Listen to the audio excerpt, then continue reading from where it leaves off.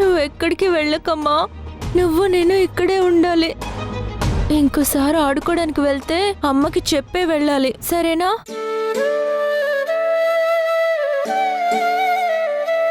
శ్రీ, నేను ఇంతసేపు ఇంట్లో లేనందుకు పాప భయపడుతుంటే కొంచెం పాపతో మాట్లాడొచ్చు కదా, అలా సైలెంట్గా ఉంటావేంటి?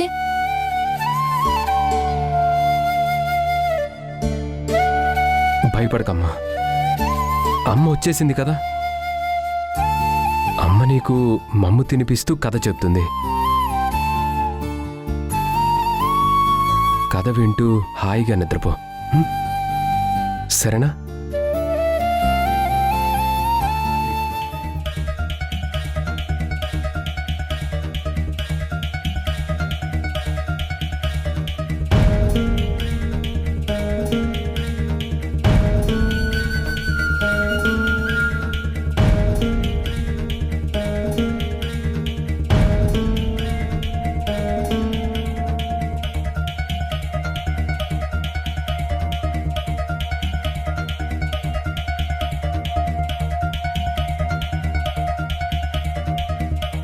కార్తీక్, ఎప్పుడు ఏం జరుగుతుందో ఎవరూ చెప్పలేరు. రేపొద్దున నీ మనసు మారి మాలిని మీద ఇష్టం లేదు అన్నావు అనుకో, అప్పుడు మాలిని లైఫ్కి ఎవరిది బాధ్యత?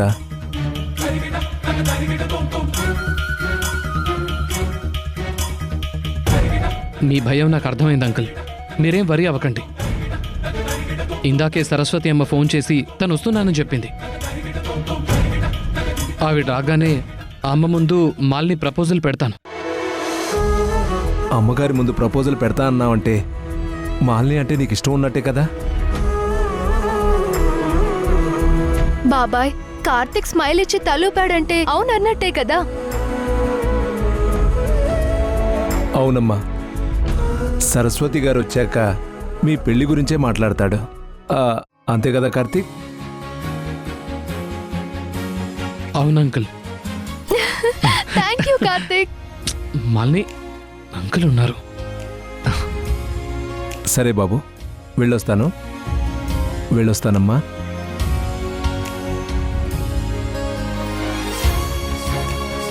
ఏంటి ఎక్కువ చేస్తున్నావు? ఇప్పుడు నీకున్న టెన్షన్స్ అన్ని ఎగిరిపోవాలంటే ఇలాంటి చిలిపి చేష్టలతో నిన్ను కూల్ చేయాల్సిందే.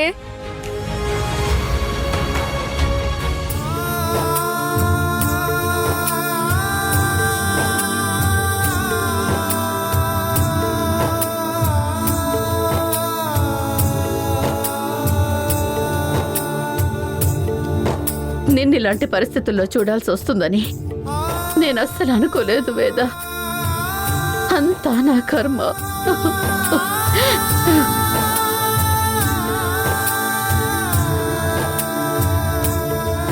నాకేం కాలేదు కదమ్మా, ఎందుకు బాధపడుతున్నావు? నువ్వు బాధపడితే పాప నిద్రపోతుంది కదమ్మా. నువ్వు ఏడవద్దు.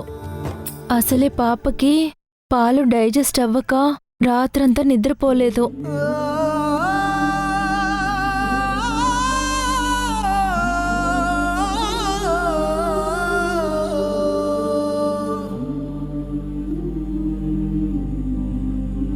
అమ్మా, పాపకి పాలు పట్టాలి, ఆకలిస్తుంటుంది.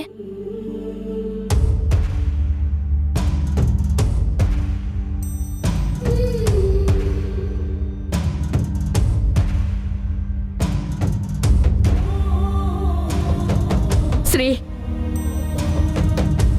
వేదకు ఆరోగ్యం సరిగా లేదని నాతో ఎందుకు చెప్పలేదు? వేద బొమ్మని చూసి పాప అని ఎందుకు అనుకుంటోంది? పుట్టబోయే నా మనవరాలు ఎందుకు నా కూతుర్ని ఇబ్బంది పెడుతోంది?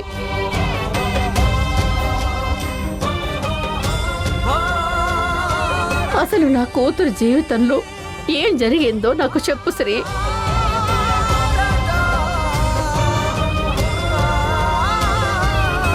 వీణ రాజేశ్వరికి నిజం చెప్పేలోపు నేనే ఇదంతా పార్వతి వల్ల జరిగిందని చెప్పేస్తే మంచిది. లేదంటే జరిగిందంతా నా వల్లే అని చెప్పే ఛాన్స్ ఉంది. నా మొహం మండ.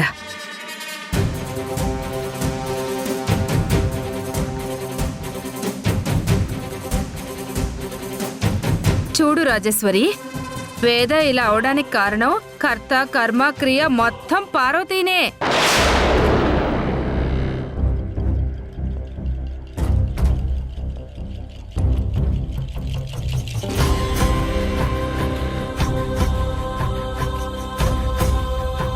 ఏమిటి భాగ్యం నువ్వనేది? నిజం రాజేశ్వరి, పార్వతి నివురు కప్పిన నిప్పులా వేదాతో మంచిగా ఉంటూనే కడుపు పోగొట్టాలని చూసింది.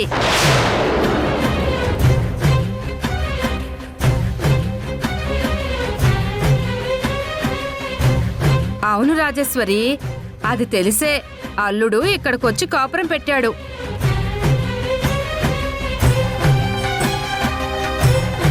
పిన్ని ఆగు, నీకిష్టం వచ్చిందంతా చెప్తావా? ఆగువేనా? భాగ్యాన్ని పూర్తిగా చెప్పనివ్వు.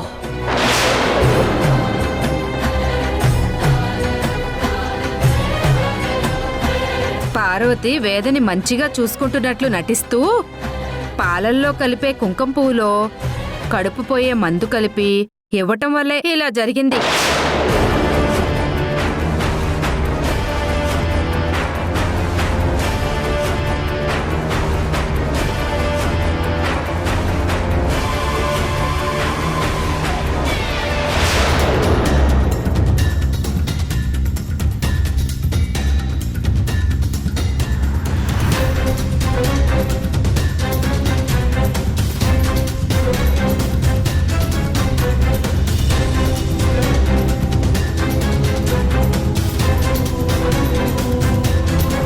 అలా జరిగిన తర్వాత శ్రీ పార్వతితో గొడవపడి తన భార్యను తీసుకుని ఇలా బయటకొచ్చి ఉంటున్నాడు.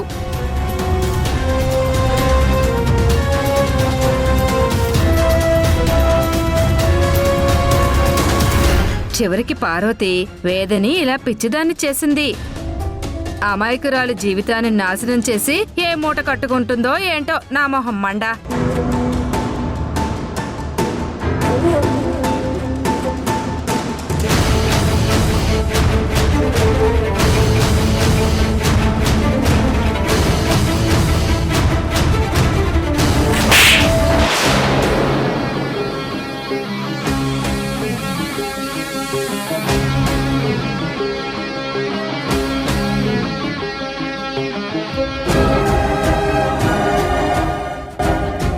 నన్ను కొడతావేంటి రాజేశ్వరి?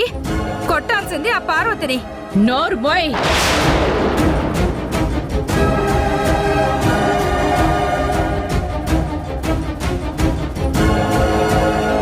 ఎందుకు కొట్టాను అర్థమైందా?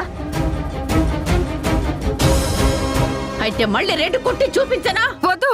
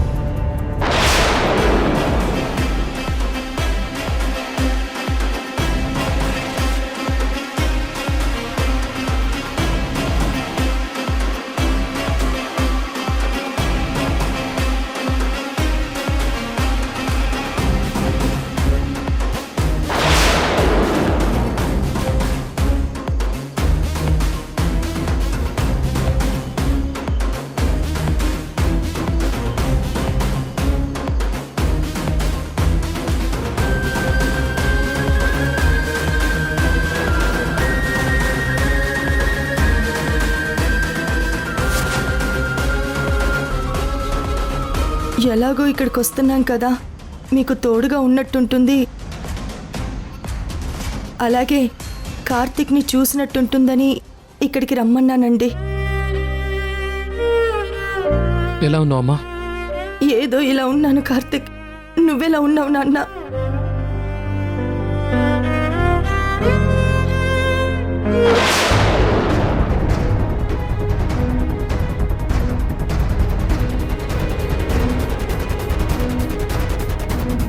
నమస్కారం లోకనాథ్ గారు. వచ్చావా డాడ్? నేను ఇంకా బ్రతుకున్నానో లేదో చూసి వెళ్దామని వచ్చావా? లేదంటే నేను బయటికి రాకుండా ఇంకా వేరే కేసులు ఏమైనా పెట్టమని చెప్పడానికి వచ్చావా?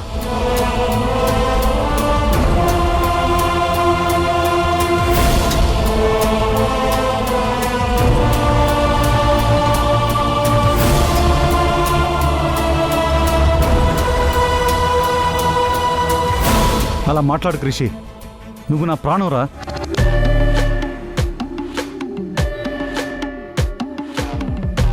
నిన్ను ఎలా అయినా విడిపించాలని లాయర్లతో మాట్లాడుతూ నిన్ను బయటికి తీసుకొచ్చే పనిలోనే ఉన్నాను. నిన్ను త్వరలోనే బయటికి తీసుకొస్తాను.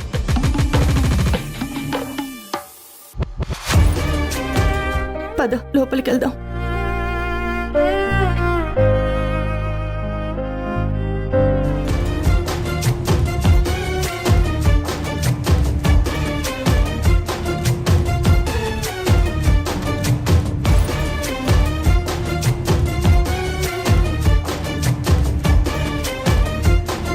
నీ కోడలు పెట్టిన దొంగ కేసులకి నేను బలయ్యానో లేదో అని నీ కొడుకుతో కలిసి చూడ్డానికి వచ్చావా అమ్మా?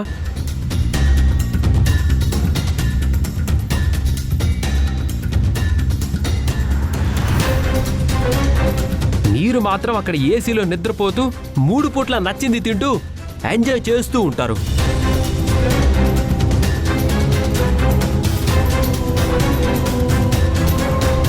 నేను మాత్రం ఇక్కడ మాడిపోయిన మసాలా దోశలు తింటూ దోమలకు రక్తదానం చేస్తూ రోజులు గడుపుతున్నాను.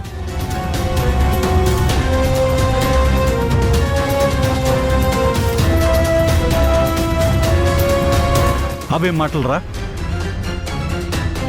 నువ్వు ఇంట్లోంచి బయటకు వెళ్ళిన క్షణం నుంచి ఇప్పటి వరకు నాకు కంటి నిండా నిద్ర లేదు, కడుపు నిండా అన్నం లేదు.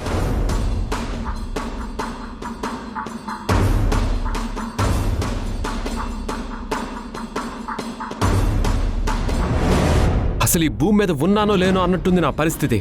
ఇంకా ఎంతకాలం జైల్లో ఉండాలో చెప్పు. పిచ్చెక్కిపోతుంది నాకిక్కడ. ఎస్ఐ గారు, ఒక్క నిమిషం.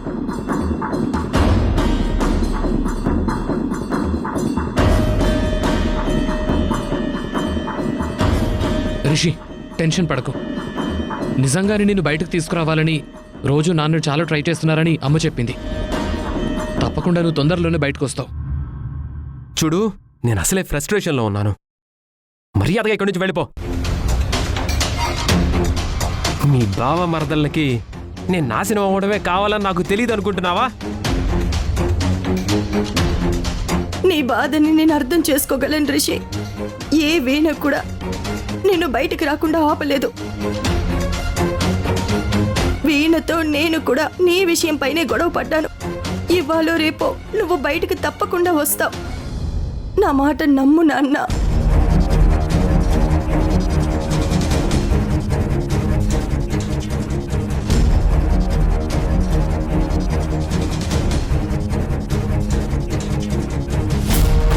ఎస్ఐ గారు, ఎలా అయినా రిషి బయటకు వచ్చే మార్గం చెప్పండి.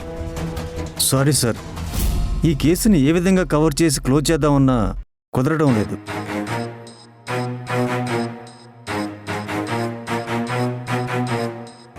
ఎందుకంటే ఇది సెకండ్ టైం రీఓపెన్ చేసిన కేసు. ఇప్పుడు ఇంకా ఈ కేసు పవర్ఫుల్ అయింది. ఇప్పటి వరకు ఎఫ్ఐఆర్ ఫైల్ చేయకుండా మీకోసమే ఇంకా కస్టడీలోనే ఉంచాం. వీణా మేడం రిషిని ఇంకా ఎందుకు కోర్టుకు తీసుకువెళ్ళలేదంటే వేరే రీజన్స్ చెప్తూ కవర్ చేస్తున్నాం. మరి ఇప్పుడు ఎలా ఎస్ఐ గారు? ముందస్తు బెయిల్ కోసం ట్రై చేయండి. పరిస్థితి చేయి దాటిపోయిందంటే నేనేం చేయలేను.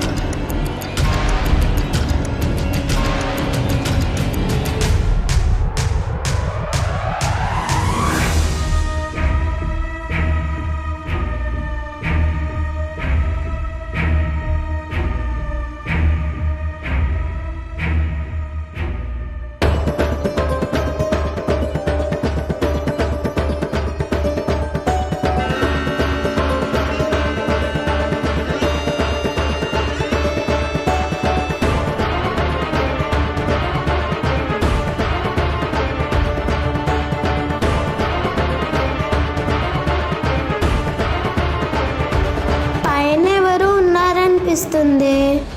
ఎవరే ఉంటారు?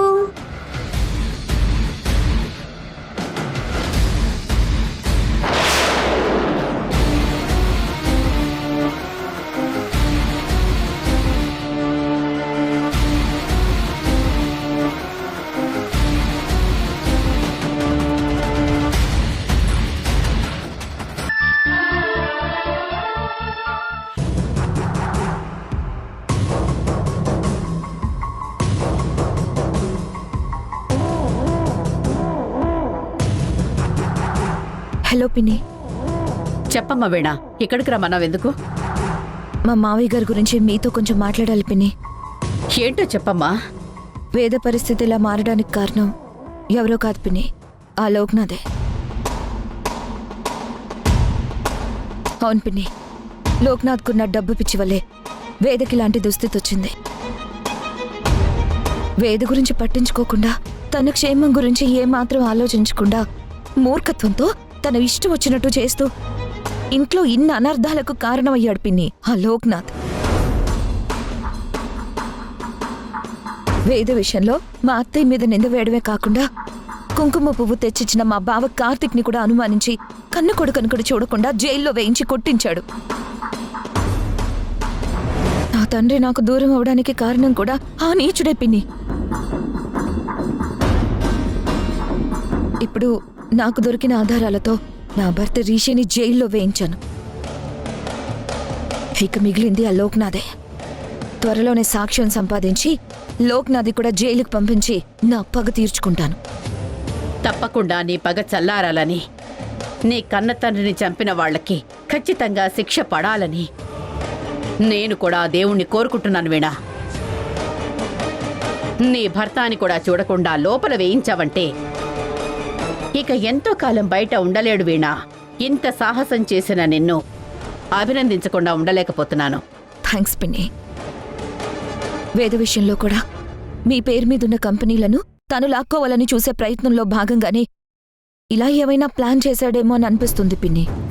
చేసినా చేసుంటాడు వీణా, అందులో ఆశ్చర్యపోవాల్సింది ఏమీ లేదు. అతని కుట్రలు కుతంత్రాలు ఎలా ఉంటాయో నాకు ముందు నుంచి తెలుసు. ఇప్పుడు ఇంట్లో వస్తున్న సమస్యలన్నింటికి కారణం కూడా ఆ దుర్మార్గుడే అని నేను ఊహించగలను. ఊహ కాదు పిన్ని, నిజం. ఎందుకంటే తప్పు చేశారన్న ఆరోపణలు వస్తే ఎవరైనా ఏం చేస్తారు పిన్ని? తను ఏ తప్పు చేయలేదని నిరూపించుకుంటారు. కానీ లోక్నాథ్ ఏం చేస్తున్నాడో తెలుసా? తన మీద చేసిన ఆరోపణలు అబద్ధమని ప్రూవ్ చేయాల్సింది పోయి రివర్స్ లో అలా అన్నందుకు నన్ను టార్గెట్ చేస్తున్నాడు. అలా టార్గెట్ చేశాక మనిషిని అష్టదిగ్బంధనం చేసినట్టుగా అన్ని వైపుల నుంచి ప్రాబ్లమ్స్ క్రియేట్ చేసి వాళ్ళ అంతు చూస్తాడు. అయినా సరే నేనేమాత్రం భయపడిన పిన్ని. ఒంటరిదాన్నైనా ధైర్యంగా ఎదురెళ్ళి నిలబడతాను. నువ్వు ఒంటరిదానివి కాదు వీణా, నీకు తోడుగా అండగా నేనుంటాను. లోకనాథ్ విషయంలో నేను నీకు సపోర్టుగా ఉంటాను. అలాగే వేద విషయంలో నువ్వు నాకు సపోర్టుగా ఉండు. అయ్యో పిన్ని, అది మీరు ప్రత్యేకించి అడగాల చెప్పండి. మీరు నాకు పిన్ అయితే వేద ఎవరు? నా సిస్టర్. ఇద్దరం రక్తం పంచుకు పుట్టలేదు అంతే. నా సిస్టర్కి ఈ పరిస్థితి తీసుకొచ్చిన వాళ్ళని మీరు వదిలేసినా నేను మాత్రం అంత తేలిగ్గా వదలను. వేద విషయంలో నువ్వు చేస్తున్న సపోర్ట్కి చాలా థ్యాంక్స్ వీణా. అయ్యో లేదు పిన్ని, నేనే మీకు థ్యాంక్స్ చెప్పాలి. లోక్నాథ్ విషయంలో నాకు అండగా ఉంటానని చెప్పారు. థ్యాంక్స్ పిన్ని. ఇందాక ఆ భాగ్యం పిన్నిని కొట్టి మంచి పని చేశారు పిన్ని. మా అత్తయ్య మీద కక్షతో కావాలనే శ్రీబాబుకి కోపం తెప్పించే పనులు ఒకవైపు చేస్తూ వేదకి కడుపు పోయేలా కుట్ర చేసిందేమో అన్నది నా డౌట్ పిన్ని. చేసినా చేసుంటుంది వీణా. అత్తయ్య శ్రీబాబుని సొంత కొడుకులా చూసుకుంది. కానీ ఆ భాగ్యం పిన్ని చేసిన పనులకి శ్రీబాబుకి పార్వతత్తయ్య మీద రెస్పెక్ట్ లేకుండా పోయింది. బావ అత్తయ్యని అనుమానించి అవమానించేలా చేసింది. చేసినా చేసుంటుంది వీణా. అన్నా చెల్లెలకు కావాల్సింది ఎదుటి వాళ్ల మొహంలో ఏడుపు. దానికోసం వాళ్ళు ఎంత దూరమైనా వెళ్తారు, ఏమైనా చేస్తారు. అలాగని సాక్ష్యాలు లేనిదే భాగ్యాన్ని దోషి అనలేము. సాక్ష్యాలు సంపాదించాక అప్పుడు వాళ్ళ భర్తం పడదాం. తప్పకుండా పిన్ని. ఇప్పుడు లోక్నాథ్ని అష్టదిగ్బంధనం చేశాను. దాంతో ఊపిరాడకుండా గిలగిలా కొట్టుకుంటున్నాడు. పిన్ని, తొందరలోనే మా నాన్నని చంపిన వాళ్ళకి శిక్ష పడుతుంది. అలాగే వేదకి హెల్త్ సెట్ అయి 12 బిడ్డకి జన్మనిస్తుంది. అందరూ హ్యాపీగా ఉంటాం. నీ నోటి చలవ వల్ల అలా జరిగితే చాలమ్మా. ఇక నాకన్నా అదృష్టవంతురాలు ఇంకెవ్వరూ ఉండరు.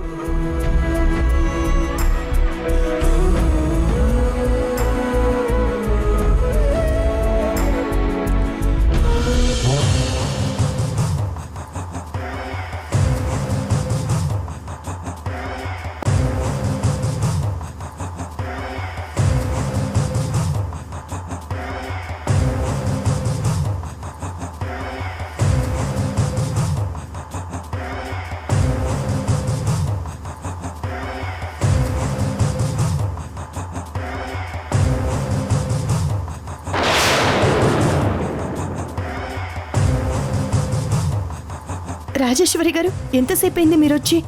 టీ కాఫీ ఏమైనా తీసుకుంటారా? తీసుకుంటాను. మీ ఆయన్నివ్వమను.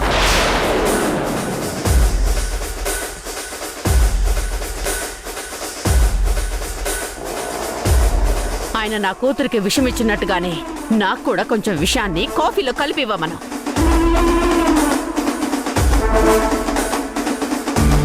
అవేం మాటలు రాజేశ్వరి గారు? రాజేశ్వరి, నువ్వు ఈ ఇంటి వియ్యపురాలివి, వేద ఇంటి కోడలు. నీకు విషయం ఎందుకు ఇస్తాం? నువ్వు వేదకు ఆరోగ్యం సరిగా లేదన్న బాధలో ఏదో మాట్లాడుతున్నావు.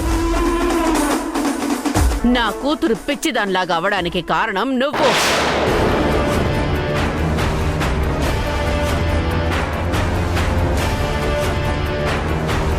ఇంతకు ముందే వేద అలా అవడానికి కారణం నేను కాదు అని చెప్పాను కదా. మళ్ళీ నా వల్లే వేద ఆరోగ్యం పాడైందని నిందలేస్తావేంటి? ఎస్, నువ్వే. ఈ ఇంటి పెద్దగా ఈ ఇంట్లో ఎవరెలా ఉన్నారు, ఏం చేస్తున్నారని చూసుకోవాల్సింది నువ్వే కదా.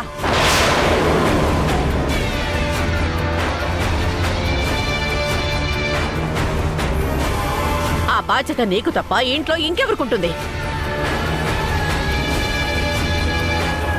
నీ కొడుకు కోడలు గడప దాటి వెళ్ళినంత మాత్రాన వాళ్ళని వదిలేస్తావా? కోడలికి ఏం జరుగుతుందో తెలుసుకోవాల్సిన బాధ్యత నీది కాదా?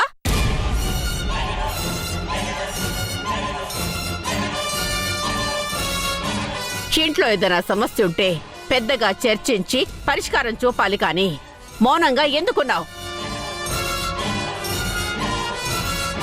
కొడుకు వేరే కాపురం పెడతానని ఇంట్లోంచి వెళ్ళిపోతుంటే ఏ కన్న తండ్రి కూడా చూస్తూ ఊరుకోడు రాజేశ్వరి. నేను కూడా ఆపాలనే ప్రయత్నించాను, కానీ శ్రీ నా మాట వినకుండా వేదం తీసుకుని వెళ్ళిపోయాడు. శ్రీని అనడానికి కూడా ఏమీ లేదు. అప్పుడున్న పరిస్థితి అలాంటిది. పరిస్థితులంటే పార్వతి శ్రీ విషయంలో ఉద్దేశపూర్వకంగా ద్వేషంతో ప్రవర్తించిందని పార్వతి వేదకి కుంకుమ పువ్వులో విషం కలిపి వేద తాగేలా చేసి తన కడుపు పోయేలాగా చేసిందన్న నిందలు వేశారు.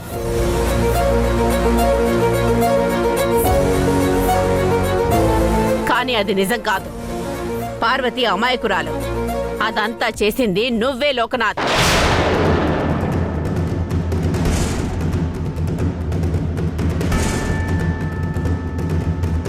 రాజేశ్వరి, నువ్వు ఎక్కడో ఉండి ఎవరి మాటలో విని నన్నిలా దోషిని చేసి మాట్లాడడం తప్పు.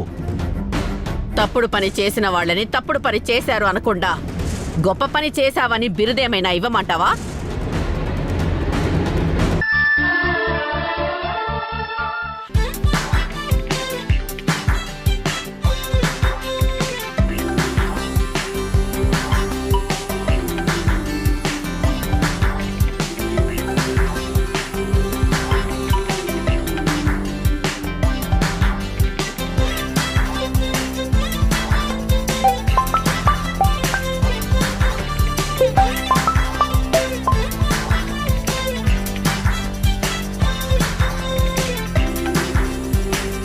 వీడియో కాల్ చేసావేంటి? సరస్వతి అత్తయ్యని చూస్తుంటే ఒక దేవతని చూస్తున్న ఫీలింగ్ కలిగింది నాకు. నా ఫీలింగ్ ని నీతో షేర్ చేసుకుందామని వీడియో కాల్ చేశాను కార్తీక్. మా అమ్మని చూస్తే ఎవరైనా సరే నీలాగే అంటారు. ఆవిడ ఫేస్లోనే ఏదో మ్యాజిక్ ఉంది. దేవతను అడిగితే వరాలిస్తుంది కదా, కాబట్టి మన పెళ్లికి కూడా ఒప్పుకోమంటే తప్పకుండా ఓకే అని వరమిస్తుంది కదా. ఖచ్చితంగా ఒప్పుకుంటుంది. ఆ విషయంలో నువ్వేం డౌట్ పెట్టుకోకు. Thank you Karthik. ఆ మాట వినడానికి ఎంతో హాయిగా ఉంది. ఇంకా అదే నిజమైతే వండర్ఫుల్ గా ఉంటుంది. ఇంతకీ మీ అమ్మగారు ఎప్పుడొస్తారు? తీర్థయాత్రలకు వెళ్ళింది కదా, అక్కడ క్లైమేట్ సరిగ్గా లేదంట.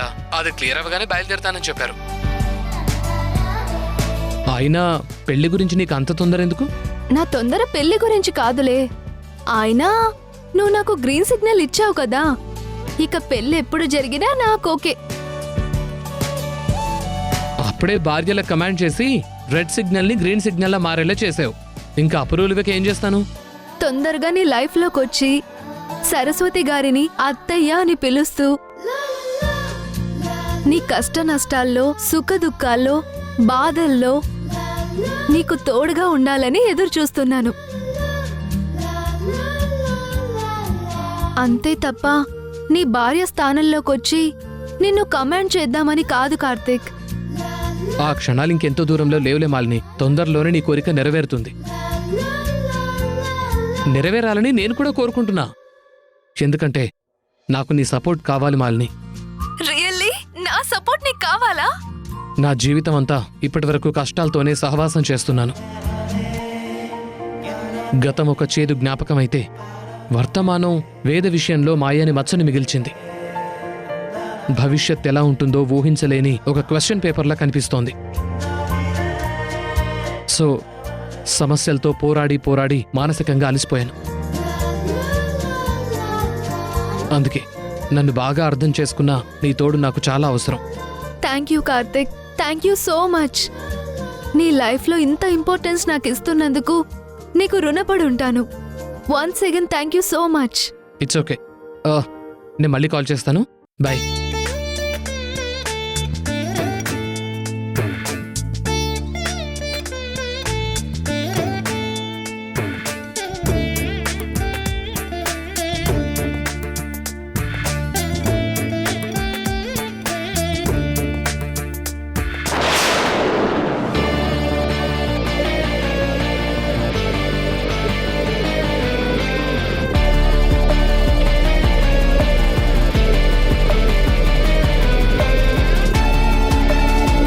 పక్క భర్తని కూడా చూడకుండా రిషిని జైలుకి పంపించాను.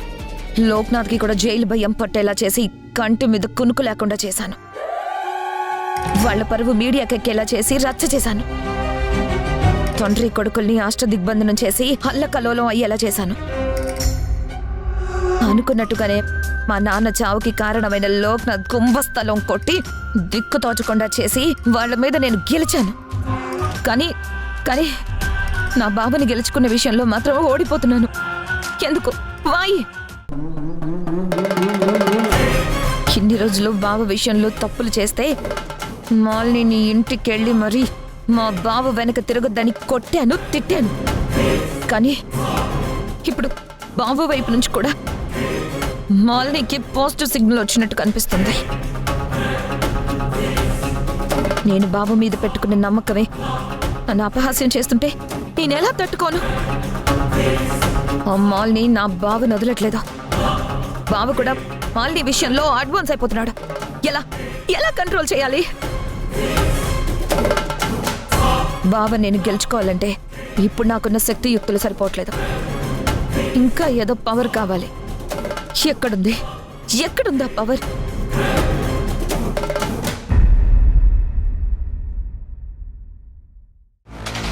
మేడం, మిమ్మల్ని లోక్నాథ్ గారు పిలుస్తున్నారు.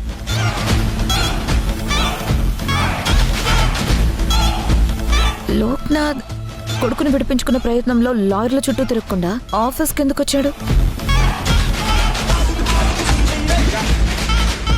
ఇప్పుడెందుకు నన్ను పిలిచాడు?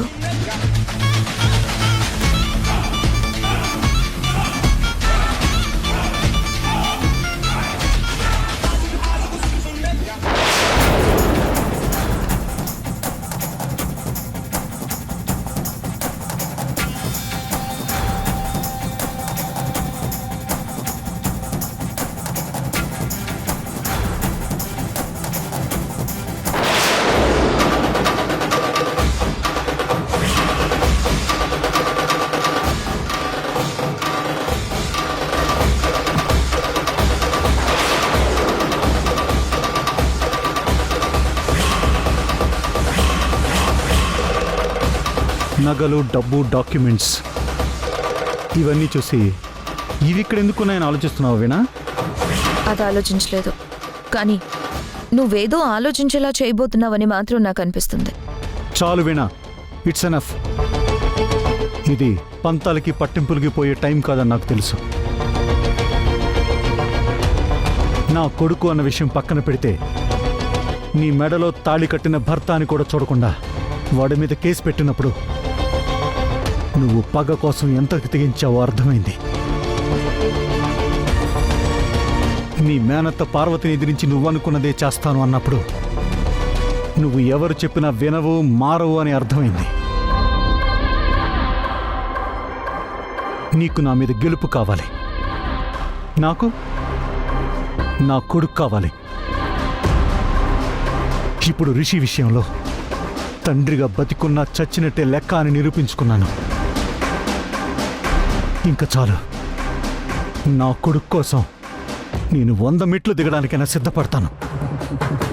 నాకు సంబంధించిన ప్రాపర్టీస్, హోదా, సర్వస్వం ఈ టేబుల్ మీద ఉంచాను.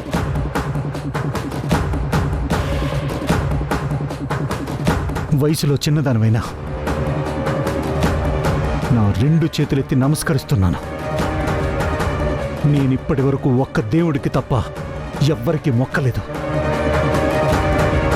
ప్లీజ్ నా కొడుకుని విడిపించు. దయచేసి కేసును వాపస్ తీసుకో.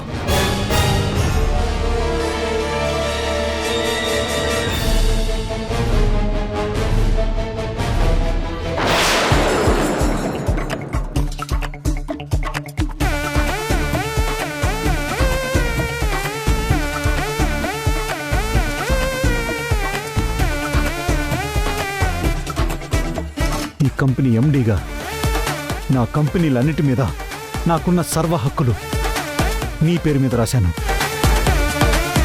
చూసుకో, అన్నీ తీసుకో, కానీ నా కొడుకుని మాత్రం నాకు దక్కేలా చేయి.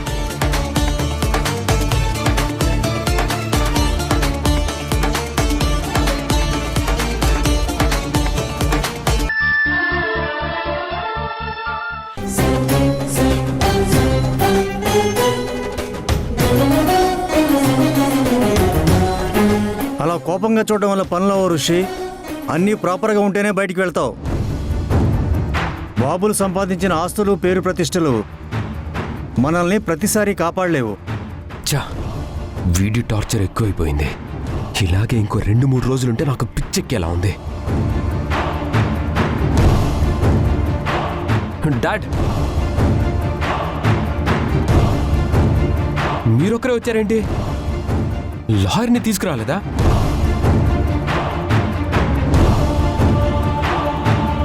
అంటే నన్ను బయటికి తీసుకెళ్లరా? నన్ను చచ్చేదాకా ఇక్కడే ఉంచుదాం అనుకుంటున్నారా? Rishi, keep quiet. ఎందుకు అనవసరంగా ఏదేదో మాట్లాడతావు? నేను నిన్ను తీసుకెళ్ళడానికి వచ్చాను. రెడ్డి లోకనాథ్ గారు, కూర్చోండి. పర్వాలేదు. నేను మీకోసం ఎదురు చూస్తున్నాను. వీణ డాక్యుమెంట్స్ పంపించిందా? కేసు విత్డ్రా చేసుకున్నట్లు డాక్యుమెంట్స్ పంపించారు. ఇక్కడ సంతకం చేయండి సార్.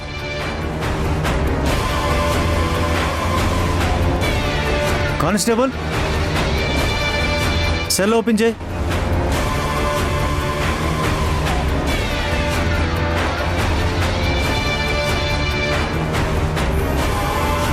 పదరా వెళ్దాం. ఒక్క మాట చెప్పండి డాడ్. ఇక్కడ వీళ్ళు నన్ను ఏసీ రూమ్ ఇచ్చి బిర్యానీ పెట్టి కొత్త అల్లుడిలో స్పెషల్గా ట్రీట్ చేస్తారనుకున్నారా? నేనేం అలా అనుకోలేదు. కాకపోతే అన్నీ క్లియర్ అయ్యేసరికి ఇంత టైం పట్టింది. నిన్ను విడిపించడానికి ఎన్ని బాధలు పడ్డానో తెలుసా? జైల్లో ఉండడానికి నేనెన్ని బాధలు పడ్డానో తెలుసా? అసలు వీణని కాదు, నిన్ననాలి. పేరుకి పెద్ద బిజినెస్ మ్యాగ్నెట్వి. కొడుకుని జైల్లో నుంచి బయటికి తీసుకురావడానికి నానా కష్టాలు పడ్డానంటున్నా. Shut up Rishi! ఈజీగా బయటికి తీసుకొచ్చేయడానికి నువ్వేమి పెట్టి కేసులో అరెస్ట్ అవ్వలేదురా. మర్డర్ కేసులో ఇరుక్కున్నావు. ఇక్కడే ఉండి ఎక్కువ మాట్లాడితే పోలీసులకి ఇంకా ఎక్కువ ఇన్ఫర్మేషన్ ఇచ్చినట్టు అవుతుంది. సైలెంట్గా బయటికి పదా. డాడ్, నేనిక్కడ ప్రతి క్షణం అనుభవించిన బాధకి బదులు తీర్చుకోవాలి. వీణాని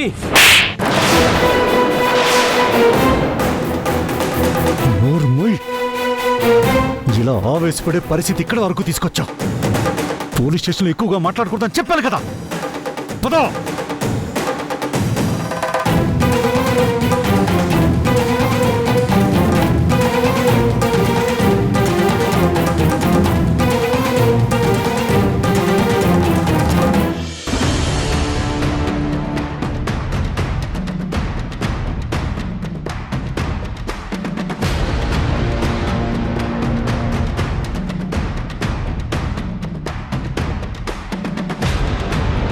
రిషి వచ్చాడు, దిష్టి తీయాలి.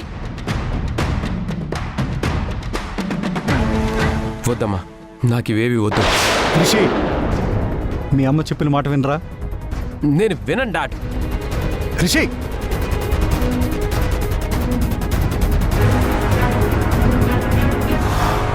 ఫోన్లేండి, బాధలో ఉన్నాడు.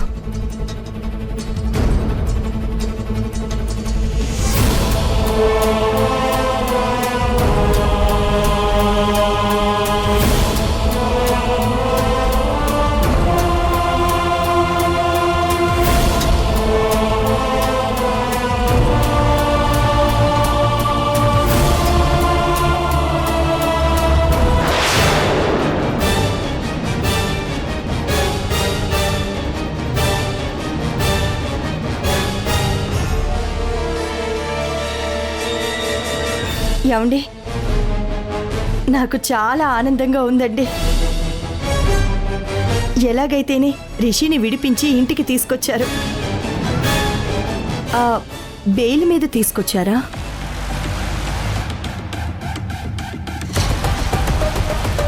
బెయిల్ మీద కాదు, నా బతుకుని తాకట్టు పెట్టి తీసుకొచ్చాను. ఏమైందండి? వాణ్ణి కాపాడడం ఎంత కష్టమైందో తెలుసా? లాయర్స్ పనికి రాలేదు, పోలీసులు పనికి రాలేదు, ఆఖరికి నాకున్న ఇన్ఫ్లుయెన్స్ వల్ల కూడా కాలేదు. చివరికి నీ మేనగోళ్ళని రిక్వెస్ట్ చేసినా కూడా వినలేదు. కాళ్ళు పట్టుకున్నంత పని చేయాల్సి వచ్చింది. ఆ వీణ అడిగినవన్నీ ఇచ్చి నా కొడుకుని విడిపించుకోగలిగాను. అడిగింది ఇవ్వడం ఏంటండి? ఏమిచ్చారు? అంతా ఇచ్చేశాను. ఇన్ని సంవత్సరాలు రాత్రి పగలు నేను కష్టపడి సంపాదించుకున్నదంతా నీ మేనకోడలికి ఇచ్చేశాను.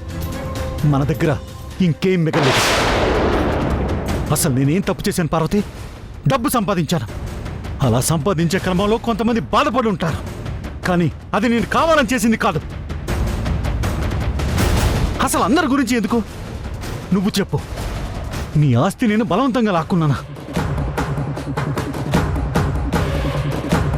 ఆస్తిని నువ్వే ఇచ్చావు, నా నుంచి నువ్వే దూరంగా వెళ్ళిపోయావు.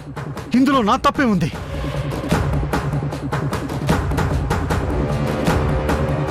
కొంతమంది అనుకోకుండా ధనవంతులు అవుతారు, మరికొంతమందికి అనుకోకుండా పేరు ప్రతిష్టలు వస్తాయి. కానీ నా జీవితంలో ఏది అనుకోకుండా జరగలేదు. అన్నీ అనుకునే సాధించాను. పేదరికంతో కడుపు మార్చుకునే వాళ్ళు ఉంటారు, అజీర్తితో పస్తులున్న వాళ్ళు కూడా చూసుంటావు. కానీ తినడానికి కూడా టైం లేని వాళ్ళని నువ్వు ఎప్పుడైనా చూసావా?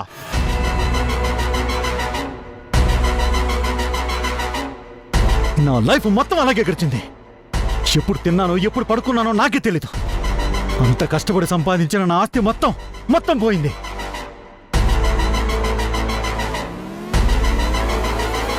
నా కొడుకుని కాపాడుకోవడం కోసం ఈ ఆస్తి మొత్తం ఇచ్చేశాను. ఇప్పుడు నా దగ్గర నా ప్రాణం తప్ప ఇంకేమీ లేదు. ఇప్పుడు మన పరిస్థితి, మన పిల్లల పరిస్థితి ఏంటో నాకు అర్థం కావట్లేదు పార్వతి.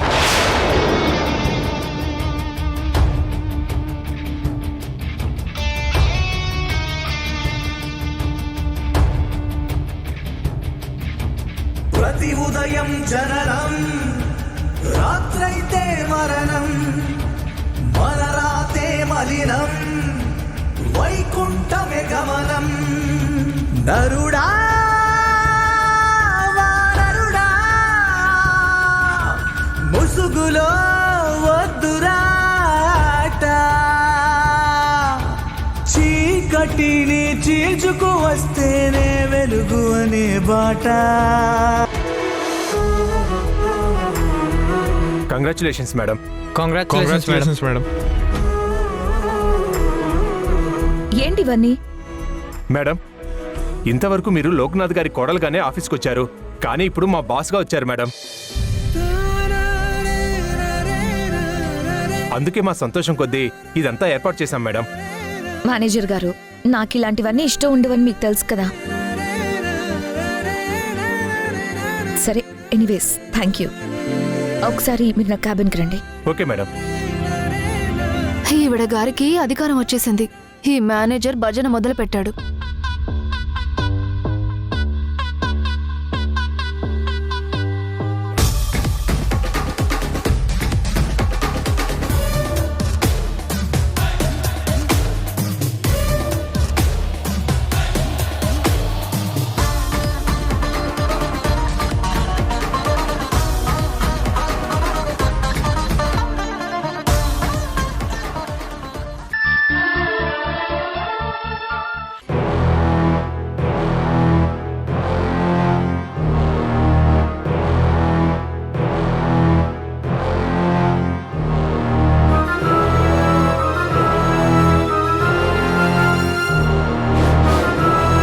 ఈ వెధవ ఇంతసేపు అని ఇంటికి వెళ్లకుండా ఏం చేస్తున్నాడు?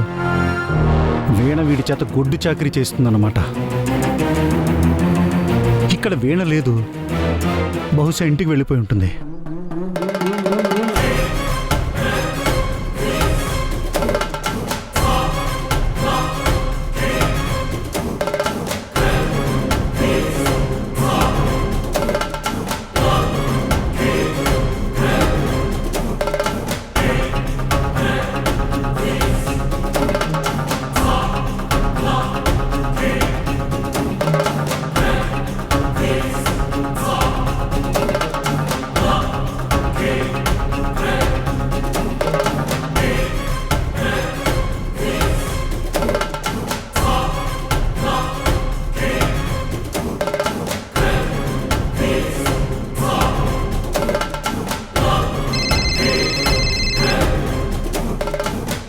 మేనేజర్, నా క్యాబిన్కి రండి. Okay madam.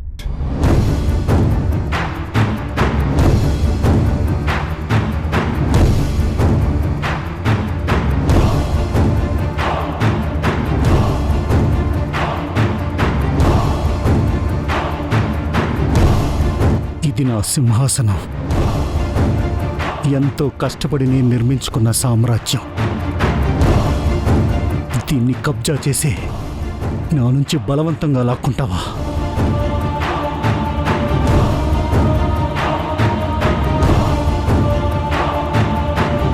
నా సీటు ఆక్రమించటమే కాకుండా బోర్డు కూడా చేయించుకున్నావా?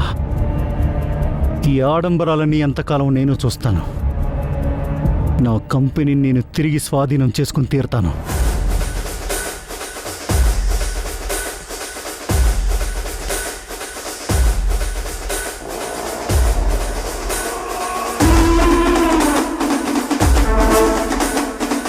ఆ మేనేజర్ గారు ఏ క్షణమైనా ఇక్కడికి రావచ్చు. వాడు రాకముందే పని పూర్తి చేసుకోవాలి.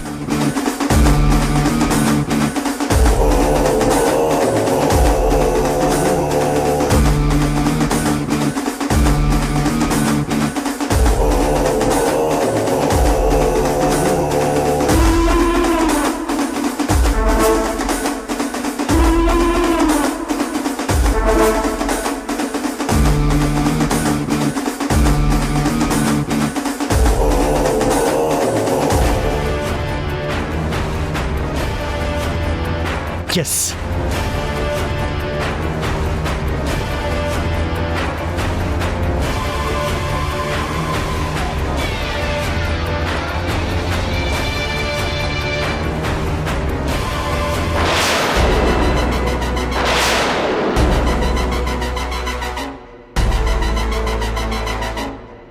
ఏంటో లోక్నాథ్ గారు, మీ పరిస్థితి ఇలా దిగజారిపోయింది. అయినా ఇలా అర్ధరాత్రి దొంగతనంగా రావడానికి మీకు సిగ్గుగా అనిపించడం లేదా? సిగ్గెందుకు? ఇది నా ఆఫీస్. అది ఒకప్పుడు మావయ్య గారు, ఇప్పుడు ఇదంతా నా సామ్రాజ్యం.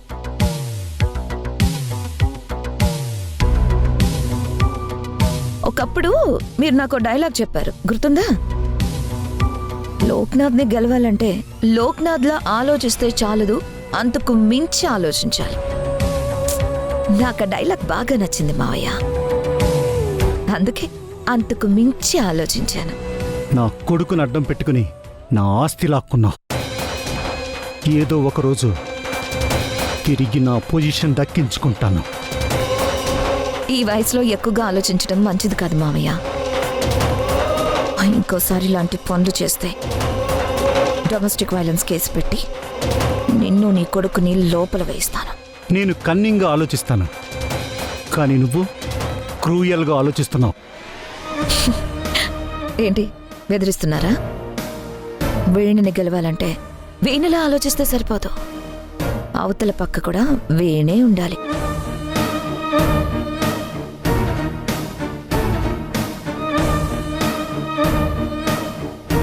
అదేంటి మేడం అలా వదిలేశారు? పోలీస్ కంప్లైంట్ ఇస్తే ఆయన జైలుకు వెళ్ళేవారు కదా. షడప్. అలా చేస్తే మా బావ నన్ను మరీ అసహించుకుంటాడు. ఎప్పటికీ నాకు దక్కడు.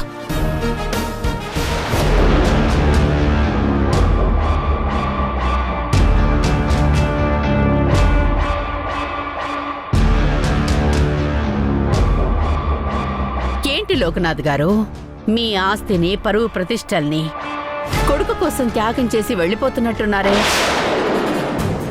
రాజేశ్వరి గారు, అరవకండి లోకనాథ్ గారు. మీరు అరిస్తే అవతలి వాళ్ళు భయపడే రోజులు పోయాయి. ఇక నుంచి మీరు ప్రతిరోజు భయపడుతూనే బ్రతకాలి. మీ పిల్లల భవిష్యత్తు ఏంటా అని భయపడాలి. కట్టుకున్న భార్యకి పట్టెడన్నం పెట్టగలనా అని భయపడాలి.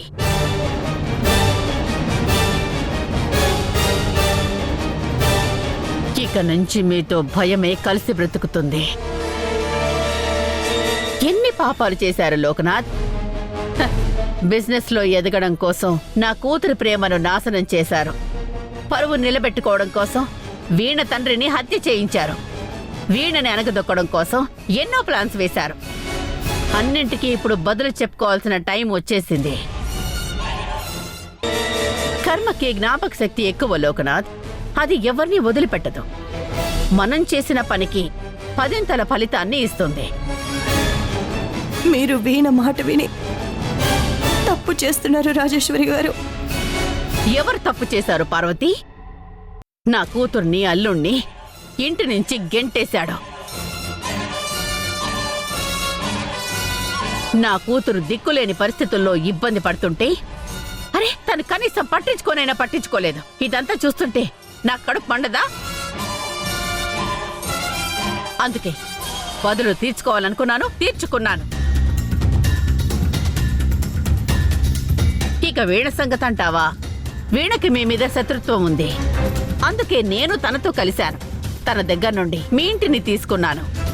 ఏ ఇంటి నుండి నా కూతుర్ని అల్లుణ్ణి తరిమేశారో అదే ఇంటి నుంచి మిమ్మల్ని తరిమేస్తున్నాను. అత్తయ్య, మీరంతా మమ్మల్ని తప్పుగా అర్థం చేసుకుంటున్నారు. అందుకే ఇలా మాట్లాడుతున్నారు. నేను తప్పుగా అర్థం చేసుకున్నానా? ఈ ఇంట్లో నిన్ను మీ నాన్నని అర్థం చేసుకోవడంలో ఆలస్యం చేశాను. అదే నేను చేసిన తప్పు. రాజేశ్వరి గారు, పరిస్థితులు మనకు అనుకూలంగా లేవు. ఇటువంటప్పుడు తల ఉంచుకోవడం తప్ప మనం ఏం చేయలేం. శభాష్ లోకనాథ్ గారు. మనుషుల్ని పరిస్థితుల్ని అర్థం చేసుకోవడంలో మీకు మీరే సాటి. ఇక వెళ్ళిరండి. ఆగండి. ఇంకొక విషయం, మీరు ఎక్కడికి వెళ్ళాలో ఏంటో మిమ్మల్ని డ్రాప్ చేయాలనుకున్నాను గాని నేను చాలా బిజీ కదా, అందువల్ల రాలేకపోతున్నాను. జాగ్రత్తగా వెళ్ళండి.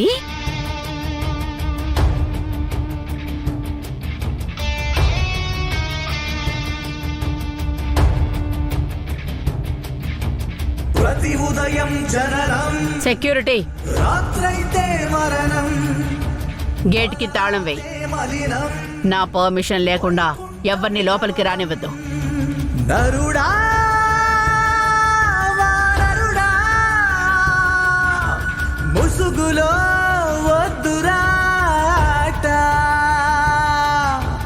చీకటిని చీల్చుకు వస్తేనే వెలుగు అనే బాట.